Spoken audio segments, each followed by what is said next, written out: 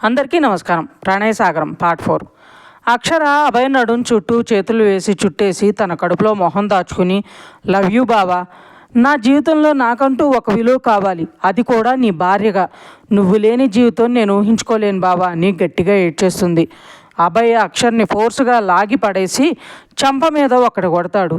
నీ వేషాలు నాటకాలు నాకు తెలియవు అనుకుంటున్నావా? ప్రశాంతంగా ఉన్న మా జీవితాల్లోకి మీరంటూ వచ్చాక మాకంటూ బ్రతికే లేకుండా పోయింది. నువ్వు లేని ఈ 4 ఏళ్ళు చాలా సంతోషంగా ఉన్నాం. అలాంటిది మళ్ళీ నువ్వు మా జీవితంలోకి వచ్చి నాకంటూ మిగిలిన నా చెల్లెల్ని నాకు దూరం చేయాలని చూస్తే చంపేస్తాను. నాకు ఎంత దూరంగా ఉంటే నీకు అంత మంచిది. నాకు దగ్గర అవడానికి నువ్వు చేసే ప్రయత్నాలన్నీ మానుకో. ఎందుకంటే నేను నిన్ను నమ్మి నీ ప్రేమను ఒప్పుకుని నీ మెళ్ళలో తాళి కడతాను అన్నది తీరని కల. నీ ఆలోచనలో ఉన్న నన్ను పూర్తిగా తీసేయి. ఎందుకంటే నువ్వంటే నాకు చిరాకు, కోపం, అసహ్యం అని కోపంగా చెప్పి బయటకు వెళ్ళిపోతాడు. అభయ్ బయటికి వెళ్ళడం చూసిన చైత్రిక, ఎందుకు అన్నయ్య వదిన మీద ఎంత కోపంగా ఉన్నాడు, ఇంట్లో ఇంత జరుగుతున్నా అమ్మ వాళ్ళు ఎందుకని నాకేమీ తెలియనివ్వలేదు అని అలానే ఆలోచిస్తూనే ఉంటుంది.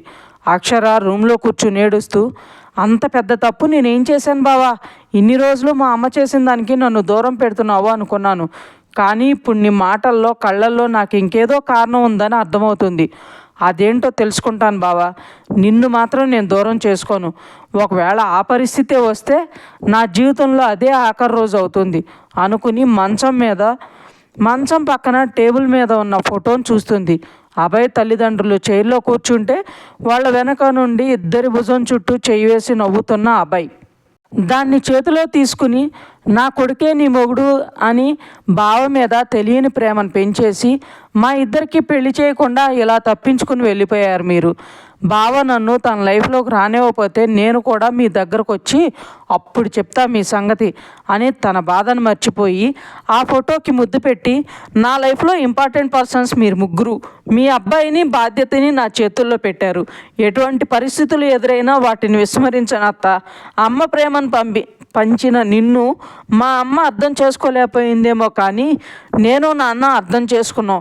అందుకే నాన్నకు కూడా మీరంటే ఎనలేని అభిమానం. మీ అబ్బాయి నన్ను కొట్టినా తిట్టినా అసహించుకున్నా నేను అస్సలు వదిలిపెట్టను. నా సహనానికి నా ప్రేమకి మీ అబ్బాయి లొంగక తప్పదత్త అని నవ్వి అలానే బెడ్ మీద పడుకుంటుంది. అంతలో కాంతమ్మ, అక్షరమ్మ మీ ఫోన్ వస్తుంది అని అభయ్ రూమ్లోకి వచ్చి తన ఫోన్ ఇచ్చి వెళ్తుంది. అక్షర తన ఫోన్ తీసుకుని డిస్ప్లేలో నేమ్ చూసి, ఎక్కడున్నావు ప్రణీత్ అని అడుగుతుంది. ప్రణీత్, అది అడగాల్సింది నేను. నువ్వు ఇండియా వచ్చే విషయం నాకు చెప్పకుండా వెళ్ళిపోయావు. ఆంటీ చెప్పే వరకు కూడా నాకు అసలు తెలియలేదు. చెప్తే నేను కూడా నీతో వచ్చేవాడిని కదా అంటాడు సీరియస్గా. ఎందుకంత కోపం ప్రణీత్? మన కాన్వకేషన్ అయిపోయింది, అందుకే ఇక అక్కడ ఉండాలని అనిపించలేదు, అందుకే స్టార్ట్ అయిపోయాను. ఇకపోతే నేను ఇండియాకి వస్తున్నట్లు అసలు నేను మా అమ్మకు కూడా చెప్పలేదు అంటుంది అక్షర నవ్వుతూ. ప్రణీత్ కోపంగా, నన్ను ఎంత టెన్షన్ పెట్టావో తెలుసా? నువ్వు కనిపించలేదని శాంతి చెప్పగానే నిద్రమత్తు వదిలిపోయింది. నీకేమైందో ఏమో, ఎక్కడున్నావో ఏంటో అని పిచ్చోళ్ళ ఇక్కడ అందరికీ కాల్ చేసుకుంటూ కూర్చున్నా అంటాడు. అక్షర నవ్వుతూ, నాకేమవుతుంది ప్రణీత్, శాంతి ఫుల్గా డ్రింక్ చేసి నిద్రపోతూ ఉంది, తన్ని డిస్టర్బ్ చేయడం ఎందుకని నోట్ పెట్టి వచ్చేసాను. అది చూడపోతే నేనేం చేయను చెప్పు అంటుంది. ఆ తిక్కదాన్ని చెప్పలేదు సరే, అలా నోట్ పెట్టే బదులు నాకైనా కాల్ చేసి చెప్పొచ్చు కదా, కనీసం ఎయిర్పోర్ట్కైనా వచ్చి డ్రాప్ చేసేవాడిని అంటాడు ప్రణీత్ అసహనంగా. నీకు మెసేజ్ చేశాను ప్రణీత్ అంటుంది అక్షర. ప్రణీత్ అవునా అని ఫోన్ ఒకసారి చెక్ చేసుకుని, ఓ సారీ అక్షర, శాంతి ఫోన్ చేసి చెప్పగానే అందరికీ కాల్స్ చేస్తూ కూర్చున్నా, కానీ నువ్వేమైనా మెసేజ్ చేసావేమో అని అస్సలు ఆలోచించలేదు, చెక్ చేసుకోలేదు అంటాడు. అక్షర నవ్వి, నీకెప్పుడూ తొందరే, అంత టెన్షన్ ఎందుకు, నేను కూడా తర్వాత కాల్ చేద్దాం అనుకున్నా, కానీ నాన్నను చూసేసరికి అన్నీ మర్చిపోయాను, ఇంటికి రాగానే నిద్రపోయాను. అయినా నేను చెప్పబోతే ఏంటి, మీ ఆంటీని చెప్పే ఉంటుంది కదా, నేను ఫోన్ చేయకపోయినా ఆవిడ కాల్ చేసి చెప్తారని నేను కూడా ఫోన్ చేయలేదు అంటుంది. ఎప్పుడు చూడు మా ఆంటీని ఏదో ఒకటి అంటూనే ఉంటావు రాక్షసి అని నవ్వి, ఆంటీ ఇంట్లో లేవన్నది, ఎక్కడున్నావు అని అడుగుతాడు ప్రణీత్. బావాళ్ళ ఇంట్లో ఉన్నాను అంటుంది అక్షర. ఓ ఇండియాకి వెళ్ళడమే గోపురం వెళ్ళిపోయావా అంటాడు ప్రణీత్. నా ప్రాణం ఇక్కడుంటే నేను ఇంకెక్కడుంటాను ప్రణీత్. ఇప్పటికే భావం చూసి తనతో మాట్లాడి 2 years అయ్యింది. ఎప్పుడెప్పుడు భావం చూస్తానా తనతో మాట్లాడతానా ఆలోచిస్తూనే 2 సంవత్సరాలు గడిపేశాను. అందుకే మన కాన్వకేషన్ అవ్వగానే ఇంకో నిమిషం కూడా అక్కడ ఉండలేక బావ దగ్గరకు వచ్చేసాను అంటుంది అక్షర. గుడ్, నేను కూడా ఎల్లుండి ఇండియా వచ్చేస్తున్నా అంటాడు ప్రణీత్. అదేంటి, ఇక్కడికి వస్తే అంకులు బిజినెస్ అంటారు, నాకు ఎంజాయ్మెంట్ ఉండదు, అందుకే నేను ఇక్కడే జాబ్ చేస్తాను అన్నావు కదా అంటుంది. అన్నాను, కానీ డాడ్ కూడా ఒక్కడే అన్ని బిజినెస్లు మేనేజ్ చేసుకోలేడు కదా, అందుకే వచ్చేస్తున్నా అంటాడు ప్రణీత్. అక్షర నవ్వి గుడ్ డెసిషన్, ఇండియాకి వచ్చాక కాల్ చేయి అంటుంది. అంతవరకు నువ్వు కాల్స్ చేసి నన్ను డిస్టర్బ్ చేయకు అంటున్నావా అంటాడు ప్రణీత్ చిరుకోపంగా. అలా ఏం లేదు ప్రణీత్, బావ నా మీద కోపంగా ఉన్నాడు, ఆ విషయం నీకు తెలుసు కదా, అందుకే ఇప్పుడు నాకు కాల్స్ మాట్లాడే ఇంట్రెస్ట్ కూడా లేదు. కేవలం నాకు బావ ప్రేమను గెలుచుకోవటం మీద మాత్రమే నా కాన్సన్ట్రేషన్ అంటుంది అక్షర. సరే అని అభయ్ ఎలా ఉన్నాడు అని అడుగుతాడు ప్రణీత్. అక్షర తను బాగున్నాడు అని సరే నేను తర్వాత చేస్తాను ప్రణీత్ అని కాల్ పెట్టేస్తుంది. ఇంతలో శివకృష్ణ గారు కాల్ చేస్తారు. అక్షర కాల్ లిఫ్ట్ చేయగానే అభయ్ ఎలా ఉన్నాడు తల్లి అని అడుగుతారు. బాగున్నాడు నాన్న. అభయ్ బాగున్నాడని తెలుసు, కానీ నీతో ఎలా ఉన్నాడు అని అడుగుతున్నాను రా అంటారు శివకృష్ణ గారు. ఆయన అలా అడగగానే అక్షర్కి బాధ వచ్చేస్తుంది. మీకు తెలిసిందే కదా నాన్న, నన్ను చూస్తేనే చిరాపడుతున్నాడు, ఇంట్లో కూడా రానివ్వడం లేదు అంటుంది అక్షర. నువ్వు బాధపడుతూ కూర్చుంటే నీ ప్రేమ నీకు దక్కదు తల్లి, నీ ప్రేమ నీకు దక్కితే కానీ నీ బాధ్యతని నువ్వు నెరవేర్చలేవు అంటారు శివకృష్ణ గారు. తెలుసు నాన్న, అందుకే ఏం జరిగినా నేను ఇక్కడి నుండి రావాలి అనుకోవడం లేదు అంటుంది అక్షర. మంచి నిర్ణయం తల్లి, నీకే అవసరం వచ్చినా మీ నాన్న నీ వెనక ఉన్నాడన్న విషయం మర్చిపోకు. నువ్వు అభయ్ మీద ఎలా ప్రాణాలు పెట్టుకున్నావో అలానే నేను కూడా నా ఒక్కగానొక్క కూతురు అయిన నీ మీద ప్రాణాలు పెట్టుకున్నాను తల్లి. అభయ్ కోపంలో ఏమైనా అన్నా తొందరపడి ఎలాంటి నిర్ణయాలు తీసుకోకరా. నీ ఓర్పు సహనం నీకు ఆయుధాలు, వాటితో నీ ప్రేమను గెలుచుకో, నీ బాధ్యతను నిర్వర్తించు అంటారు శివకృష్ణ గారు. అక్షర నవ్వి నాకున్న ఓర్పు సహనం అన్నీ బావ నుండి నేర్చుకున్నవే నాన్న అంటుంది.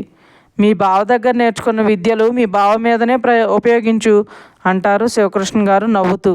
అక్షర థ్యాంక్స్ నాన్న, మీరు ఇంతలా నన్ను సపోర్ట్ చేస్తుంటే నిజంగానే నాకు మాటలు రావట్లేదు నాన్న.